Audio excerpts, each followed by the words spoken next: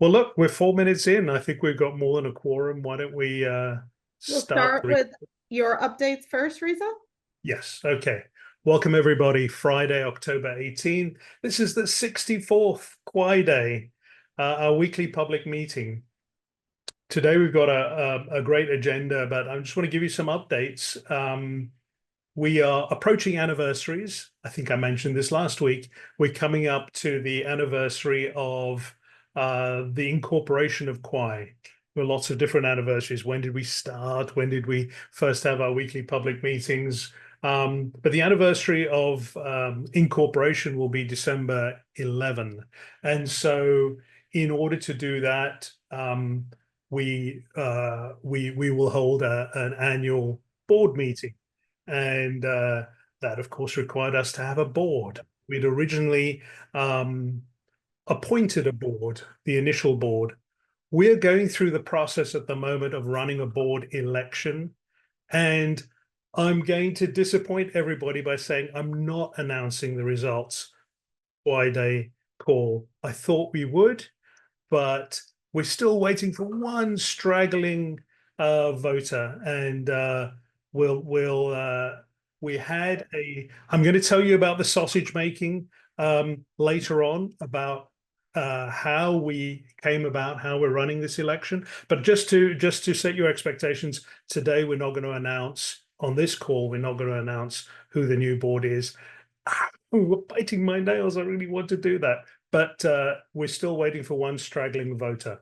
Okay, so today's lightning talk comes from a guest speaker, Jeff Easley.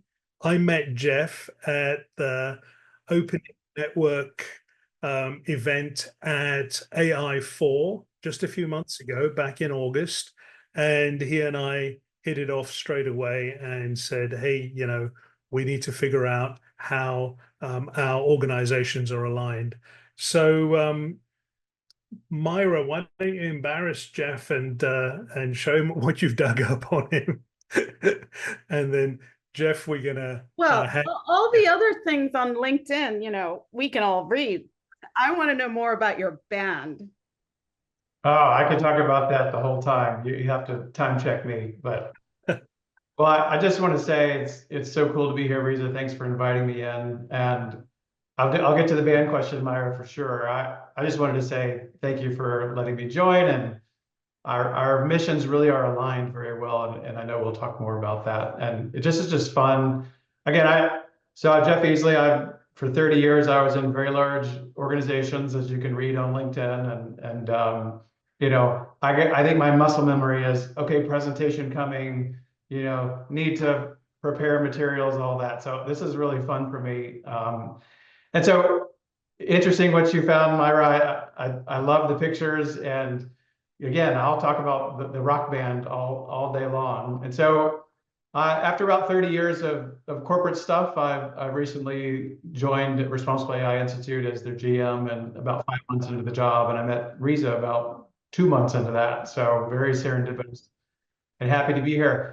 A lot of things happened to me last year. I was at the tail end of the Goldman Sachs consumer bank experiment, and as everyone knows, they're out of that business, and I took that opportunity to also get out of the corporate business myself, and had a lot of time to reflect and learn and do some great things last year where I couldn't, with sort of the pressures of a large corporate job like that. And one of the things is just getting back into music. I'm a huge fan. I've always dreamed of being a rock star. I'm one of those guys that thought about it all the time. It never happened for me because I'm not one of the 0.003% of the world that gets lucky. But still love it. Love all kinds of music. Rock is kind of my main one, modern or classic. And found some friends to get into that band, and that band's called Weld. You see there at the top right. We came up with like 50 different funny, cool names, and every single one of them was taken. So we just said, all right, Waters, Easley, Larson, and Delius. That's Weld. Weld doesn't mean anything. It doesn't offend anybody. It's not, the label of something, bad that's happening out there, and kind of has that hardness, that rock kind of branding to it. So we went with that, and Yeah, the guys are fantastic. They're just like me. They're kind of wanting to get back into it in this next chapter of our lives. And we just do covers of a lot of rock songs from the last decade to 3 decades ago, and we actually have another show tomorrow night. So it's been super fun for me. It's just one of those things, as you see in the wall behind me, our 3 kids are the center of my life and will always be, but now they're not kids anymore. So I wanted to get back to my passion and actually have a hobby again. So that's what I did. Of course, I made sure with them that, you know, if dad's out there rocking away and you're used to him being, you know, in a coat or a nice shirt, you're not going to be too embarrassed. And I said, no, Dad, it's cool. Go ahead and do it. So I'm all in. It's fun. All we have out there is a Facebook page. You just look for Weld Band on Facebook, and you'll see some of our stuff. But we're not that serious. It's just for fun. And I have several friends that are professional musicians, and they're just like, you're so lucky that this is not your job, because once it's your job, it's just not fun anymore. So we're very careful not to get too serious, sign up for too many gigs, and just have a lot of fun with it. But that's funny that you found that, Myra. And again, I can go on about that all you want. So yeah, so you know, and I go ahead, Reza, you're on mute. Yeah, Jeff, if you need to present, go ahead. I think you have privileges. All right, I think I do. There we go. Thank you. So let's get to that. Okay, how's that? Can you guys see it? Looks great. Okay, so as I said, I had a long career with PwC, then USAA, then Goldman Sachs, and now leading a fantastic team in the Responsible AI Institute. This institute's been around for 8 years. Our chairman, Manoj Saxena, has always been you know, someone who's ahead of things, an early mover, and this is one of his creations. He's had a few startups, and is doing one right now, which is his 6th. But you know, that's why I initially was attracted to work with Manoj again. I worked with him at USAA on machine learning about 10 years ago, like way early, and was fascinated by it. And we did some cool things. But as most people know, at large companies, very hard to, you know, turn the barge and, you know, get the funding and all that, and just kind of move things forward. So it ran its course, but then I serendipitously ran back into him, and now leading the RAI Institute. And so we are a nonprofit. We are fully member, you know, funded and member focused. There's no investors, no huge, you know, donations, no company behind us. And it's just fantastic to get back into a mission focused organization again. I think you guys can relate in this community, and absolutely help organizations get out there and get ready and have the safeguards in place to adopt AI in a responsible way. And I don't know, I'm not going to go through all these slides, but it's just fascinating, Reza, to look at the mission of Kwaai and how I think the core values are exactly the same. We, you know, our very short definition is responsible AI is do no harm to people or the planet. And of course, you can get much more detailed from there. There's all kinds of definitions out there, but we feel very passionate about it. And you know, I think we're going after the same thing. The more and more I learn about Kwaai, the more interesting it is to me. And I think the values are, you know, you're also being responsible in a way, in a big way. And I think our typical engagement or work we do is with organizations, where you obviously are empowering the individuals and the masses to take control of their AI, and I love it, for the same end, right? So we can protect ourselves. And I think for me, you know, long history of being close to innovations and a number of patents and just doing some amazing things in the banking space. I can't get enough of it. I love novelty. I love innovations, inventions, and AI, of course, is just an amazing, you know, realm for me. And so I think what motivates me and the team is, you know, coming from the other side of this, from the sort of large organization side, like we want to help them make sure they don't do harm, right? Versus coming from the individual side. So I hope that as we both progress, we're we're landing in the same place to protect everyone. And for me to, my motivation is to really unlock the power of AI and do it in a responsible way. And responsible means lots of different things.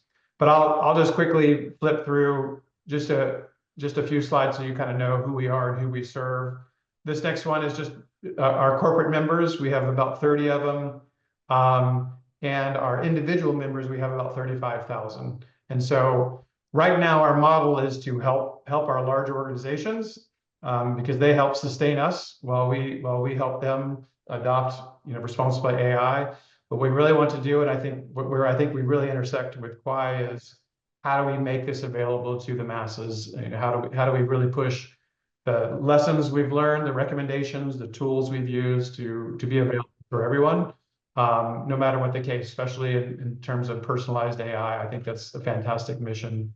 So those are obviously they're bigger names, but we cut across all industries and we're looking to grow that, but we're also looking, and which is why it was fascinating when I met Reza, we're looking to empower the community and just go much bigger and have a bigger impact than just sort of serving large organizations. But that's how we grew, and that's great. It's nothing wrong with it, but we want to turn that corner and begin focusing more on the community, and I know we will. And so probably similar to this community, that we have lots of folks in our ecosystem that we draw from.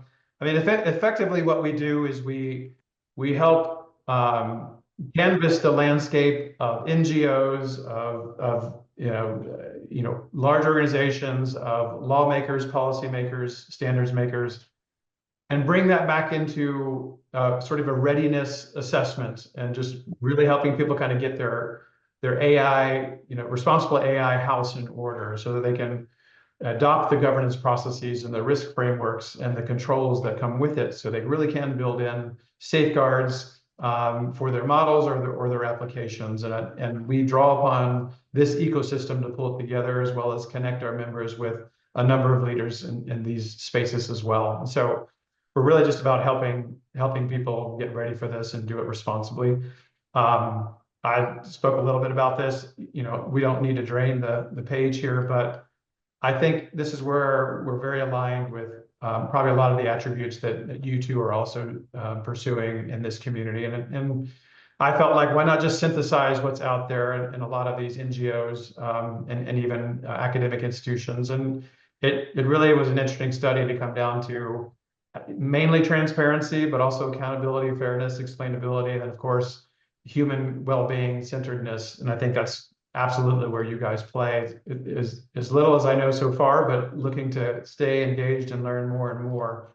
But so that, that's the definition of responsible AI. Effectively, that is what we do. And Reza, I can keep going. I just want to make sure I'm, covering off on. I think you can go a bit longer. I think you're hitting the right vein here. I think people would like to understand, what is it responsible AI does? What is your operational mode?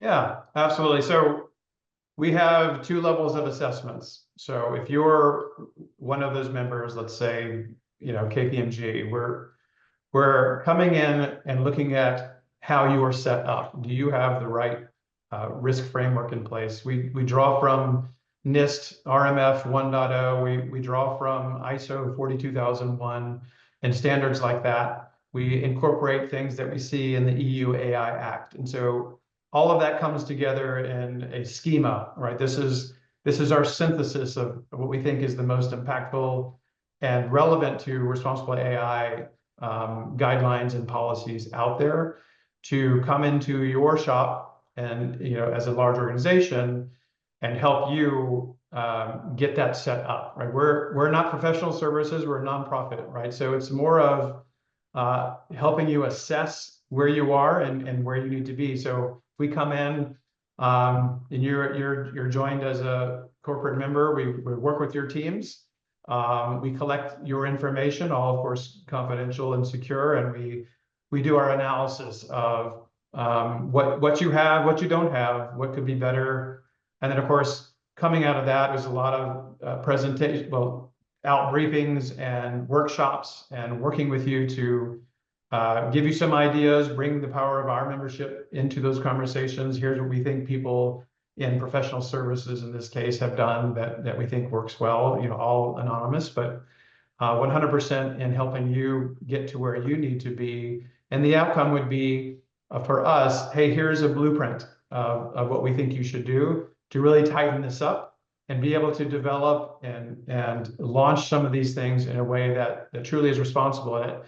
And that's the part that we don't do, but we certainly have lots of partners out there and lots of startups these days who have a lot of these tools, as you know. And so that the building of the technical controls and the safeguards is not us, but we are typically at the very front end of, hey, I want to get into this. How do I align across my enterprise and begin to do this? I see a question from John. Yeah, well, there are also some questions in the chat as well, and I think Doc's question was posted first. But before that, so do they gain a certification? Are you in the business of giving out certificates to say, "Hey, check, you've"? We are just in that business now. We're doing our first pilot of certification, and for us, that just means we certify that you adhere to our schema. Nothing beyond that, but. There are members out there that have high value for that. Not everyone does, just to be clear, but enough members have asked for it where we've developed that program, and we're in the middle of one right now with a large member. Well, great. So look, there are a few questions. I know the community is chomping at the bit to quiz you on this. Doc, I wonder if you can articulate the question you posted in the chat. Let me introduce Doc Searles. Sure. Hi.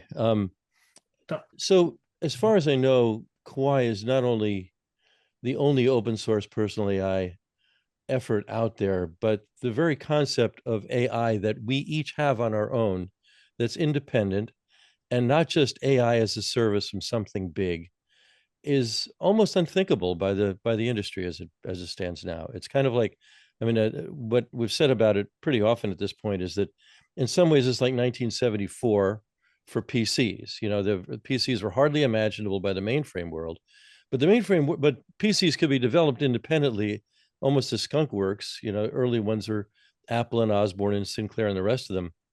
And it was 10 years before PCs finally took off when IBM endorsed it and Apple started to succeed.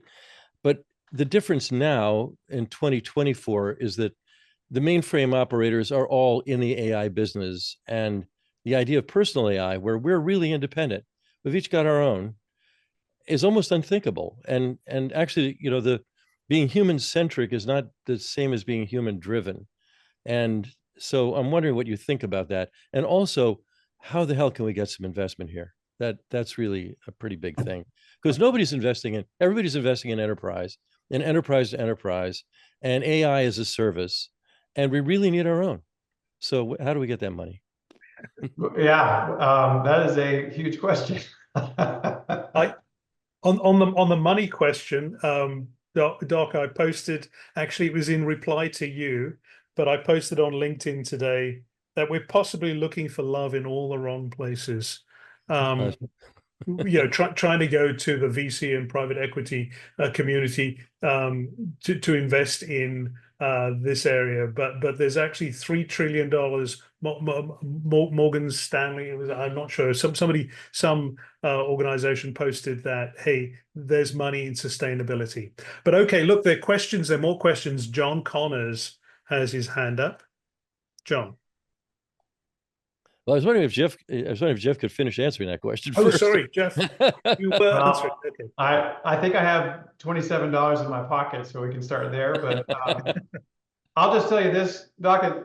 It just, again, it's super fascinating as I was getting more and more into what this community is doing. That we're trying to do the same thing. We're just starting with the other side of it, and all I can say is, I'm very happy to announce that I'm a new fan of this movement and this community, and I will, in that ecosystem slide that you saw, I'd be happy to promote and look for connections and ways that could help you guys get more resources to do more with this. I'm not a VC whisperer, so I don't have a few insiders that I can send your way, but I'm happy to cheerlead as much as I can. Thanks. Appreciate it. Yeah. So Myra, it was John first and then Sam? Yeah. Hey, Jeff, thanks for the presentation. Have you or any of your really wonderful ecosystem participants ever participated or sponsored or been a part of a hackathon? And if not, you know, I mean, was that something of interest? Because we have something brewing and would love your partnership. I'd be happy to talk to them and see. Just to be clear, and I probably didn't say this earlier, our typical interaction is with a responsible AI group, right, at a large organization. So these are the folks, more risk management, more compliance management. I'd love to actually move into the technical space and see how we can play there, maybe in partnership with this community. But we're not there right now, John. But again, just like Doc, I'm happy to take this lens back to what we do every day and see if there's opportunities and stay in contact with you. Happy to do that. Thank you very much. So Jeff, there are a couple of events that are coming up. One in March of next year, so Kwaai Summit, and then we're going to have an EMEA Summit in Venice, Italy, in June, and it might be a topic of conversation to see if responsible AI would like to participate in those. Oh, absolutely. Okay, That's great. Thanks. Yeah, Yeah. I'm going to be careful not to put you on the spot here because you probably haven't a chance to really think this through. But I've been tackling the issue of open source AI and the process of the open source initiative, which is kind of to define open source AI by this co-design process, which kind of I can summarize as like everyone's an expert, do your own research, kind of big tent, but not including people like Bruce Perrins who wrote the open source definition and so on. But the result is that it's going to basically, data is the source code for AI, and they're going to allow companies to hide the data, right? So like Meta's Llama, for example, could be a candidate for open source AI, which is obviously quite contentious. Now that context, and our argument is that training data should be allowed, right? Should be required for open source AI, otherwise it's meaningless. Now companies, when they train their own models on their own data, they have their own data, and so they can find the needles in the haystack, right? They can find the back doors, and they can find the unsavory posts, and they can find the personally identifiable information that made their way into customer service records and things like that, right? But if you don't have that data, then you're very limited into what you can actually do. You can still do some things, like you can do fine tuning and stuff, but you don't have full control, right? And that's and the four freedoms of open source and free software, you guarantee the full freedom to use, share, and study, modify, and share products. So I guess, are you working on that area? Is that an area of interest to you? Is that something we can collaborate on? Can I bring you up to speed on it, and so on? Great question, Sam. But as you see in the slide, if you expand on that across these NGO standards and even in policies, that's how we've been looking at it. But just hearing you and having conversations with Reza, it feels to me like we have another pillar we could add, at least on our side as we talk to large organizations, right? Again, I'm coming on the other side of this, not from the ground up, but talking to enterprises. It would be really interesting to me, Reza, and good question, Sam, in terms of not necessarily a certification, but like, are you doing things in a way that are consistent with or aligned with personal AI attributes, characteristics, whatever we think the right kind of way to frame it is? But I feel like this is just another very important, and very novel, I love it, way of making sure that as you in an enterprise are doing something, and this is what everybody wants, right? I mean, what people like about what we offer is, hey, look, I have the good, the housekeeping good seal of approval, right? I can publicly say I'm a member and I've been through these assessments. I think there's an opportunity here to maybe inject some of the principles that you are developing and have put out there in this space and say, we can also take that lens and look at how well you're doing across sort of the personal AI characteristics or principles, just as it's another schema for us to incorporate. So that's where my head went, Sam, with your question. So I think that's what I know we can do that now. Of course, we do a little bit of work, but beyond that, I mean, I'm as an individual myself, I love all the effort to make sure my data is protected, and however you are using it is whatever, with my permission, it's responsible. It's, you know, those kinds of things. So I feel like we have an opportunity here to bring that forward into our conversations. We don't have, you know, the whole industry, but we have a pretty good set of household names that we can begin to have those conversations with. That'd be great, because look, a lot of these things you've got on the screen, in particular, you know, they've tied this to the EU AI Act throughout, right? Which is an interesting thing for a charity to be doing in terms of lobbying. But it does mean that a lot of these organizations look to the OSI for these kind of definitions. And if those freedoms aren't protected, then people are thinking they're getting the freedoms. You know, if they're asking for data information, which is like metadata, it's like, you know, I put unicorn horns in my recipe, like the Facebook social graph, but then if I go and train llama on like my text with my mother, I'm not going to get llama, I'm going to get something totally different. So let's, you know, I don't want to monopolize the airwaves, but maybe we'll come back to that. It's a cool insight. I'd love to follow up with Reza on that. Sure. Myra, who's next? Matt has a question. Hi, Jeff. Thanks so much for the presentation. I'm very curious to ask, you know, especially with regards to the attributes that you've got, you know, listed here. What's the most irresponsible thing that you tend to see organizations engaging with when you go into one of these surveys? Wow, that's a great question. It sounds like a cop-out, but the reality is most of our members have not gotten very far. And I'm sure this community knows no one really has cracked enterprise AI, and the stories out there are fascinating, but the reality is this. Let me see if I can get to this slide. Here we go. You know, AI adoption, you know, you get big numbers, you get lots of splash, but when we talk to our members, Matt, in terms of your question, a lot of our members have dabbled, have responded to their board, and they said, yes, we have a pilot going, and that's 2023. And 2024 is shut the pilot down, like it's too scary and too risky. And I have some background on this too, in terms of governance, risk, compliance. Like, they just, at least large organizations that we talk to, that they don't have the safeguards, the technical controls in place yet to do that confidently and hit that risk event. We have a couple of energy companies I just talked to yesterday, and you can imagine, and we also have healthcare, right? Most of the enterprise business world, or all of it, is deterministic, and AI is cool, but no risk manager or compliance manager likes probabilistic solutions. So I haven't come across, to your question, Matt, any sort of incidents, but I know what they're afraid of, and it's like energy company, like you know, an incident in an energy company is an oil spill or some other catastrophic kind of thing that, you know, risking life. Same thing for healthcare. You get something wrong, and it's not quite right, you're putting someone's health at risk. And, you know, everybody else, you could get sued, you could get brand damage and those kinds of things.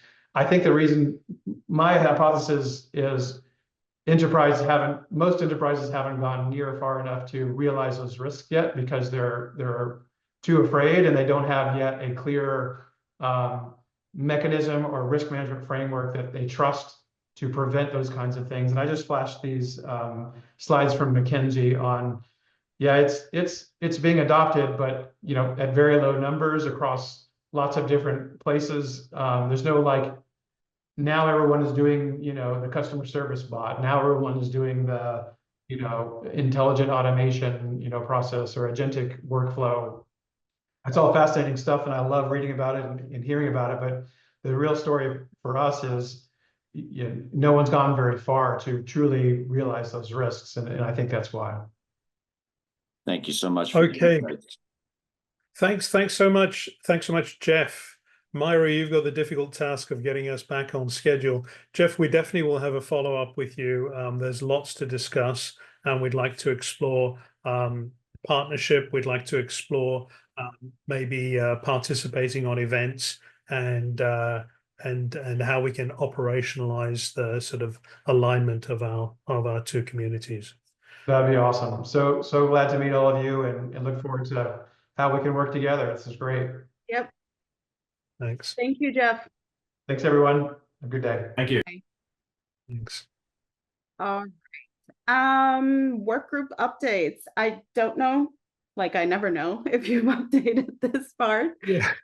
Well, yeah, so let's take the front end first. Okay. So the Pi assistant, and that would be Balaji and Cyan and all of the Arcus team who are working on the front end. Maybe they can give us an update, and then we'll take the OS after that.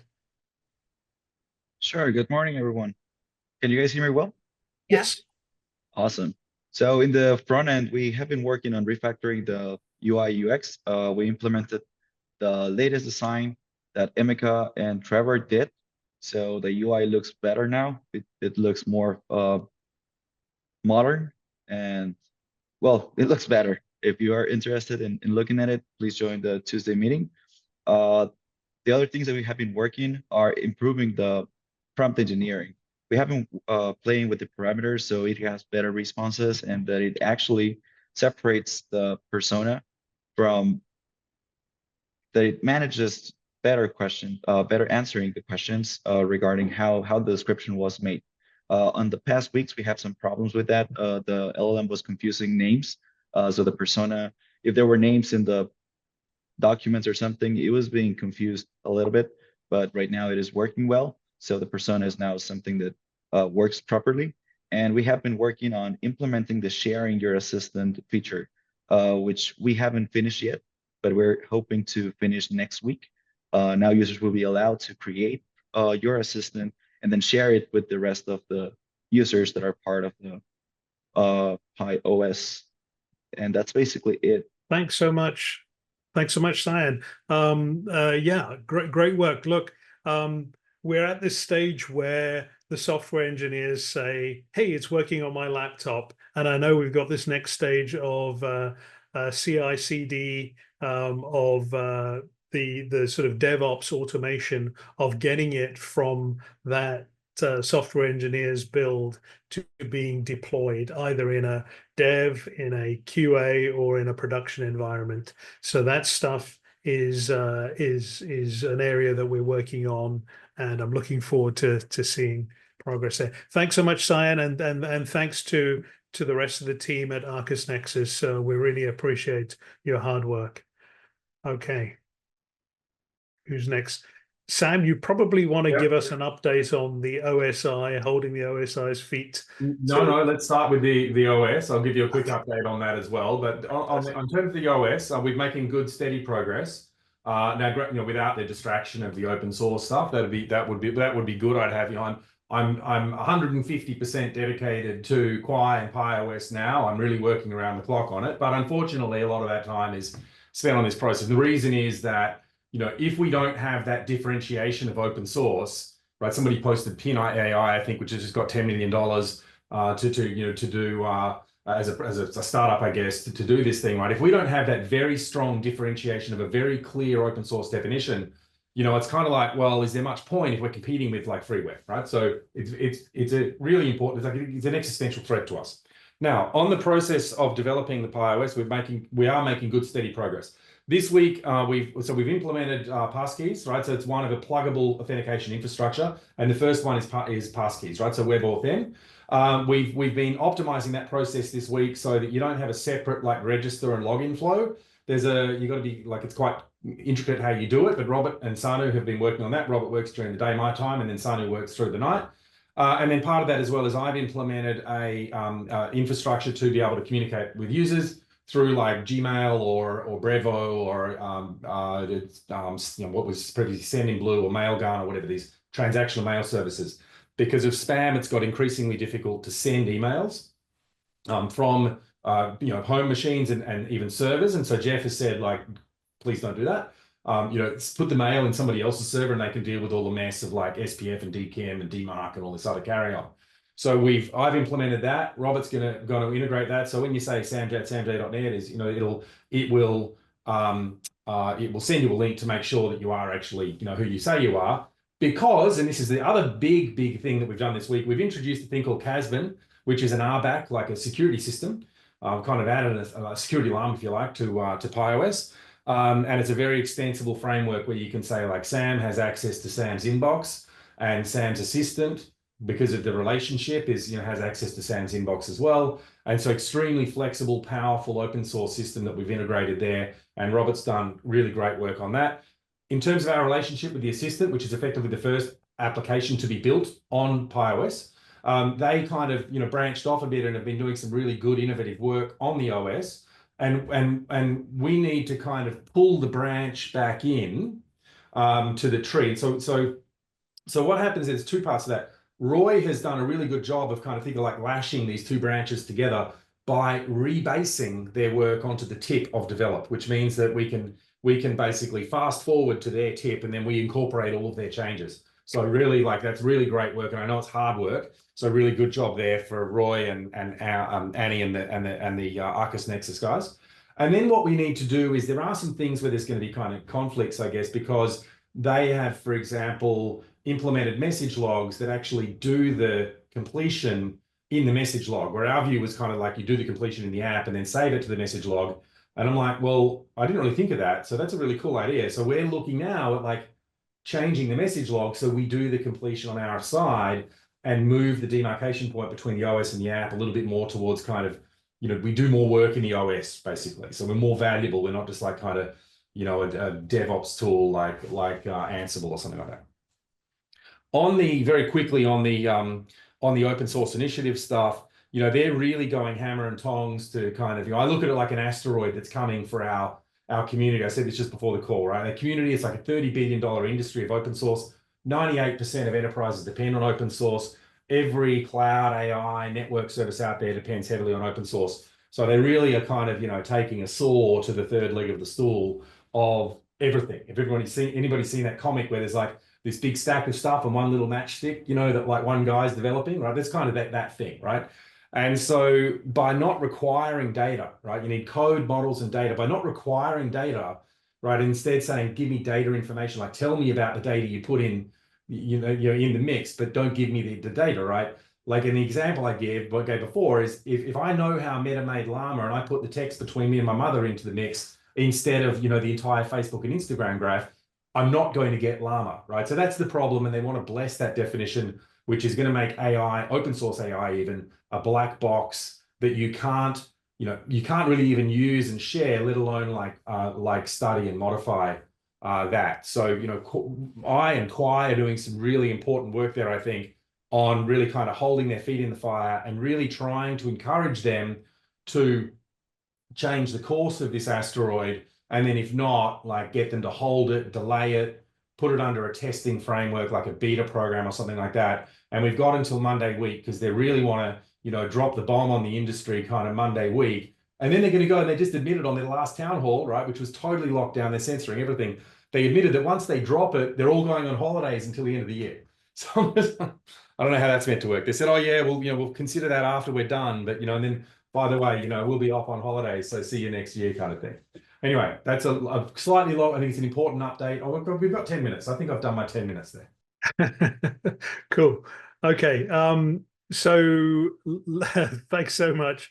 Thanks, Sam. Look, let me give an update on where we are with sort of upcoming events.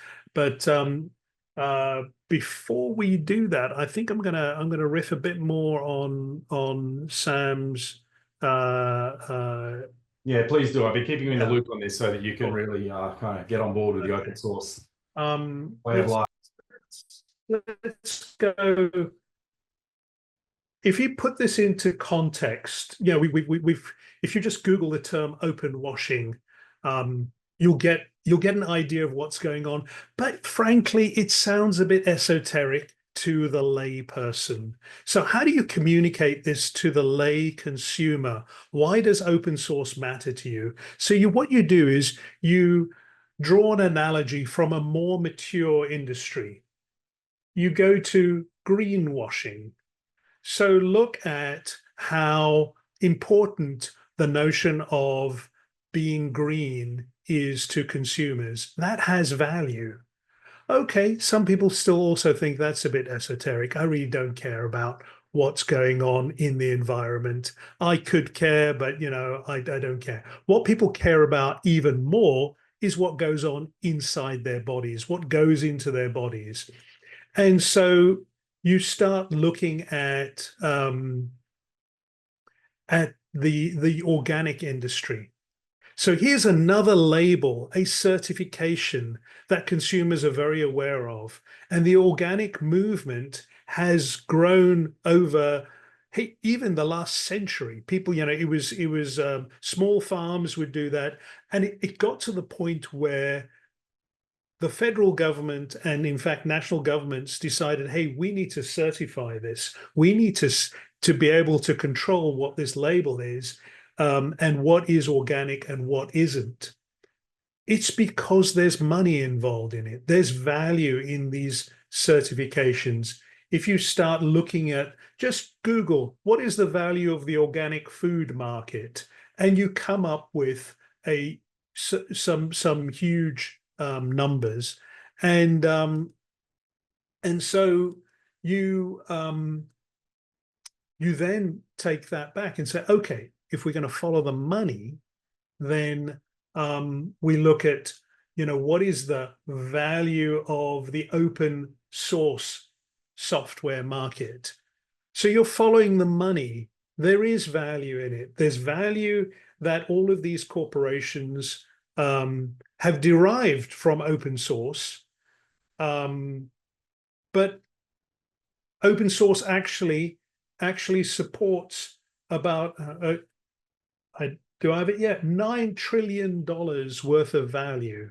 Open source software supports that.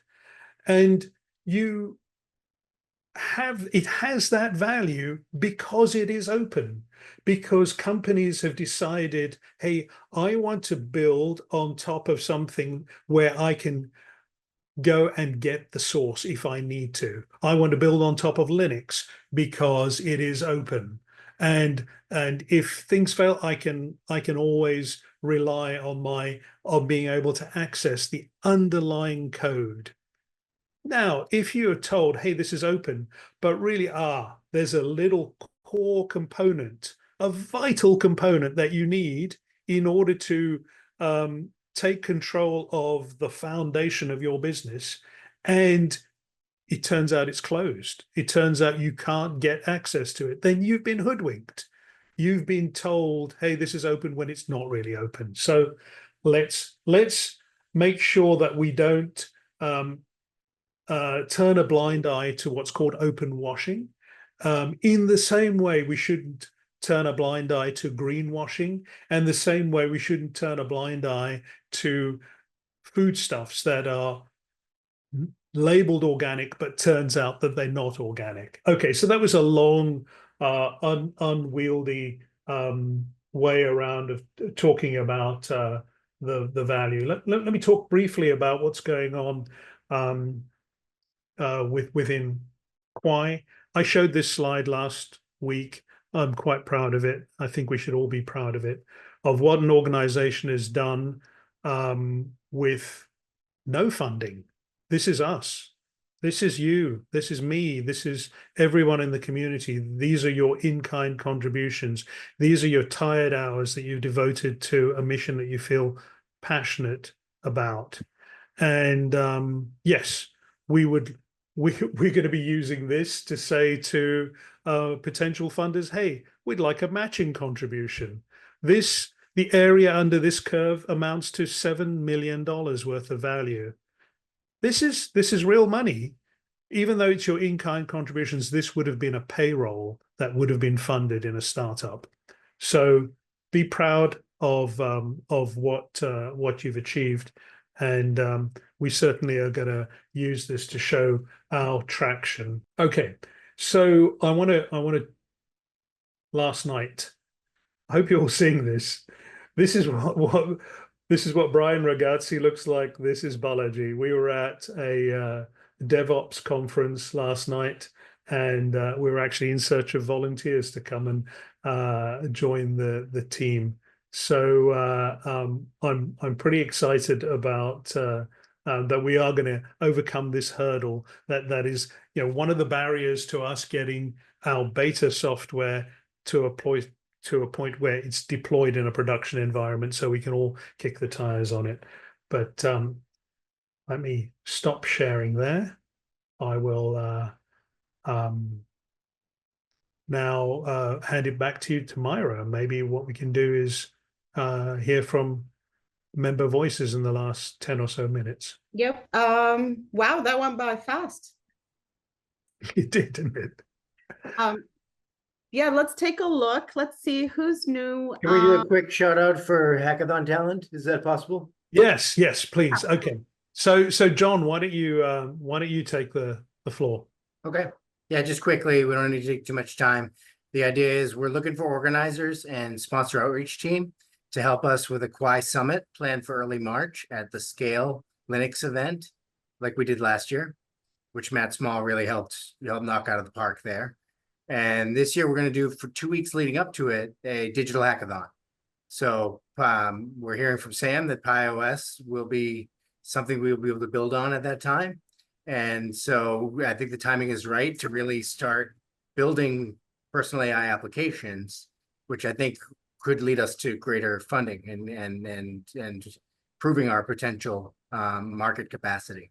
And so really, them, right? The people who build on it, and them to greater funding as well. We're looking at how to actually fund those companies that come out of it. So yeah, for sure. Sorry, carry on. Yeah, no, perfect. Thank you, Sam. That was excellent. Yeah, so we're looking for organizers to help and sponsor outreach team to help. And we'll be putting together some packages and asking people to reach out to their network. And we'll have a 10% bait on the hook for you to reach out to your network, and we'll get, so we can all share in the wealth. Anything you want to add, Reza? Yeah, so big events. This last year we knocked it out of the park, where Scale asked us to program their AI track, and we took the Thursday, and the Thursday is normally a light day for them, and they gave us a small room, and we filled out that room, and people were lining up in the corridor for waiting for seats to free up. This year they want us to take the big hall, and I think we can do a great job. Now we've got about 5-6 months worth of planning time. I think we can fill that big hall, and we can get a good array of speakers. Last year we did a half day. We did from noon till about 5, and then we had a networking cocktail event, which was also rather delightful. I think we want to do the same sort of thing, and live stream to LinkedIn, live stream to YouTube, and just do take up the production, maybe take it up a notch as well. And then we'll remain at the conference, and we'll have a booth. The notion of the hackathon, how the hackathon intersects with the conference, is that the last day of the conference we'll have the Shark Tank judging event. I'm working with some friends in Hollywood to see if we can get some celebrities to come and participate, get some real VCs there. We did have some VC participation last year. We had Pankaj Kadia, but let's bring his friends along. And so the hackathon, which we will have started 2 weeks before the conference, now comes to that sort of culmination, a big crescendo last day of the conference, and judging, prize giving, and award ceremony, and so on. So looking forward to that. Thanks, John. John's a veteran of organizing hackathons, so he'll look after that. We're engaging with others to start selling the corporate sponsorship. This is going to have to be an event with some budget. Last year we begged, borrowed, and stole, and went cap in hand and said, hey, we're a poor charity. But anyway, this time it'll have some budget. Reach out to us if you want to participate, and thanks so much. There will be another event. There'll be one in June in Venice, in Italy, not Venice here in LA, Venice in Italy, and that'll be the EMEA Summit. And if you're interested, if you're in that region, let us know. We'd love your participation. Okay, thanks. So now let's go new members. We got 6 minutes. Yeah. We met Edward Moon last night. Edward, maybe you want to say hi. Yeah. You can unmute and tell us about yourself. Hey guys, yeah, I met Reza and the other folks at the LA DevOps meetup last night. Just curious, seeing what you guys are up to and if I can contribute. I work primarily in DevOps and release engineering, release management type of work in my work history, so that'd be the kind of skills I'd be able to contribute to the project. We would love your help, your DevOps help, in this particular thing. So, Ed, the thing to do, if you haven't done it already, sign up at Kwaai.ai and we'll get you into the Slack communication. And we'd like to very speedily get your assistance in helping us get our CI/CD pipeline coded up. Cyan just mentioned it in the chat as well, that they're going to start working on that. Fantastic. Okay, so we could use your help. Thanks so much, Ed, for joining the call. Okay, who's up next? I'm looking for new faces. Okay, well, while we're waiting for people to put their hands up, I'm going to show you a book that just arrived in the mail. Oh, yeah. Is Richard on? Richard's not on. Richard, where are you? The day that you don't show up, we've got your book. Okay, and you'll see here, forward by our very own Doc Searles. And inside here, if you were to get yourself a coffee, Kwaai gets a good mention in here. So that's fantastic. This is hot off the press, and well done, Richard. It's a serious book. I mean, it's good value for money. Look, it's just lots and lots of pages. Over 400 pages. Gosh. Okay. There goes your weekend. Yeah, I'm a slow reader. Okay, who's next? Is there anywhere I can get a non-dead tree version of that? I see there's dead tree versions on Amazon, but is there a digital version? Do you know? I don't, and I would help him create the Kindle version if he wants. I've just been through that process on 2 books and created the Kindle version, and it came out really well. I like how you call it the dead tree version. Yeah. So that we are in need of a guest speaker for next week, and I'm looking at you right now on the list, and you promised to be a guest speaker, and you've put it off a number of times. So and you know who you are, and you need to speak up, and we'd love to have you as a guest speaker. Otherwise, we're going to we'll have to come up with something else. Reza, this is Vikas here. I'm not signing up for the guest speaker thing, but I can introduce myself. Great. First time here. Can you put your camera on? Yeah, it's on. Okay, Vikas. Hey, Yeah. how are you doing? Hi, I'm so glad to be here and be part of this community over here. Just wanted to do a quick introduction. I am the founder of this company that you see behind me, which is Weekly, which we began in 2021. Prior to that, I have been working in the corporate world, 15 years at Microsoft, been part of creating things like Office 365 and cloud services in general. So a lot of work in the architecture and system integration and all that stuff. Decided to leave because I have been very disenchanted with the state of affairs of our architecture. And I'm very interested in this book that you just showed, Reza, because of those kind of things. Especially, I feel that some of the problems like security, privacy are unsolvable with the current architectures. And so Weekly was formed by me and my wife, which actually stands for Work, Play, Learn, Live. And our vision is to make our experiences as we work, play, learn, live to be safe, fair, trusted. Being very much interested in the decentralized aspect of things, have been contributing in places like Trust Over IP Foundation, Decentralized Identity Foundation, and also W3C. I also chair a program at IEEE on cybersecurity for next generation connectivity systems. My mindset is very much about creating a decentralized or at the edge kind of a situation for people, which will be consumable, at scale.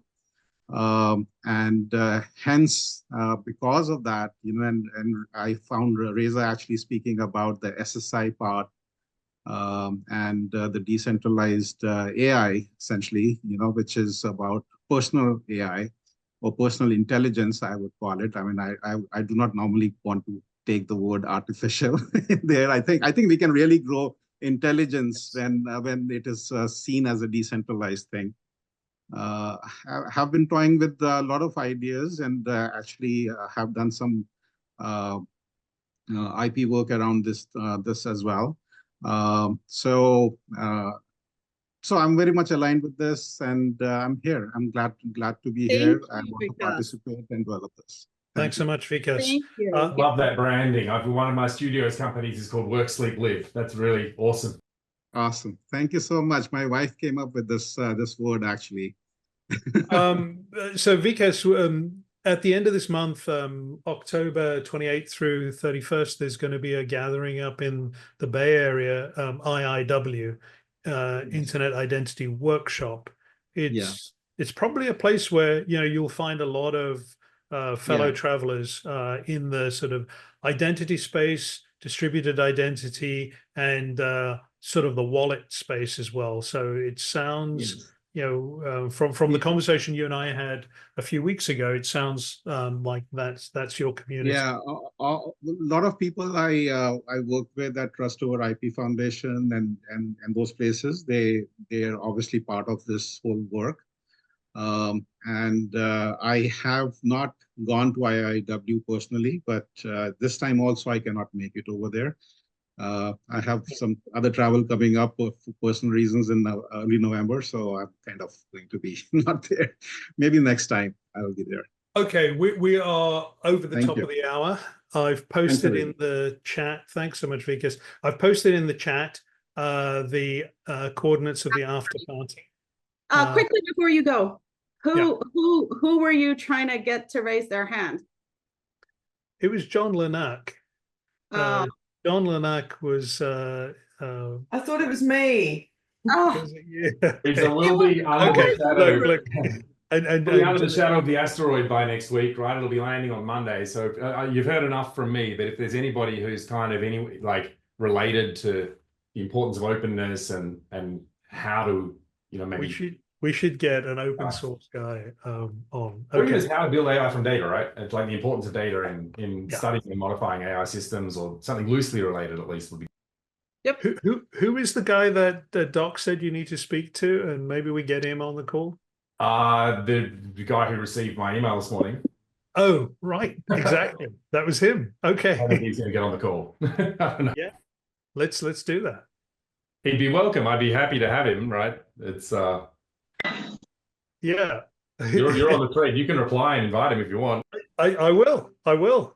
Okay. Thanks so much. Look, see you at the after party. Okay. Keep well, everybody. Have a good weekend. Thank you. Take care. Bye. Bye.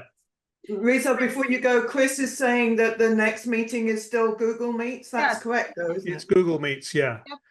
Yeah. Okay. Chris is having audio issues today. Okay. Have a good weekend, everybody.